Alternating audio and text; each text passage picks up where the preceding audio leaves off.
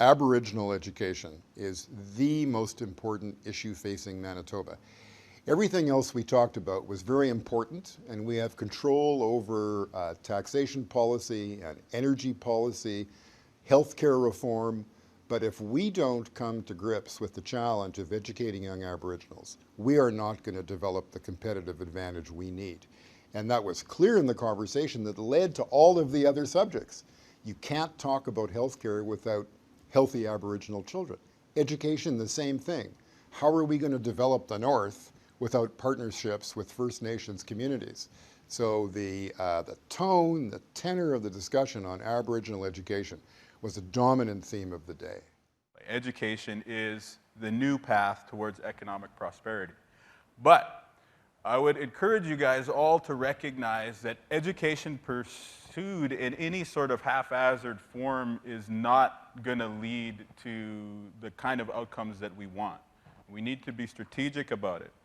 And there's a growing body of evidence that shows that the forms of education which are most successful at improving lives for Indigenous people are those forms of education which are culturally relevant, which are grounded in Indigenous culture and grounded in Indigenous language. Personally, I think the key is really supporting mothers and women, and women who are having kids. Because if you get that right, and they do a good job, and they're encouraged to do a good job, and they have a strong incentive and a strong instinct to do the right thing for their children, it'll work its way through the system.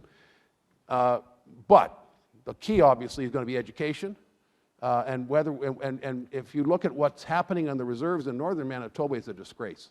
The fact of the matter is, and these are, I'm not sure these are official statistics, but my understanding that approximately 18% of the people going into grade 1 in Manitoba are Aboriginal today.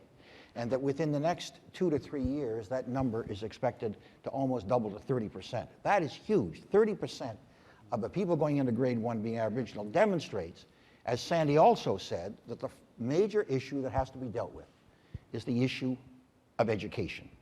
The major issue facing us, in my opinion, is the gross underfunding on a per capita basis across the country of on-reserve education. This is the area of federal government jurisdiction.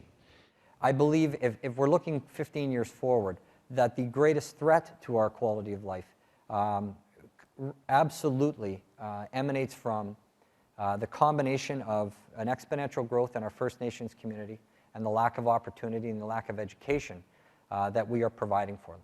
This is a subject I know is, for whatever reason, is often difficult to talk about, and I'm delighted that we've had as much dialogue about this subject today.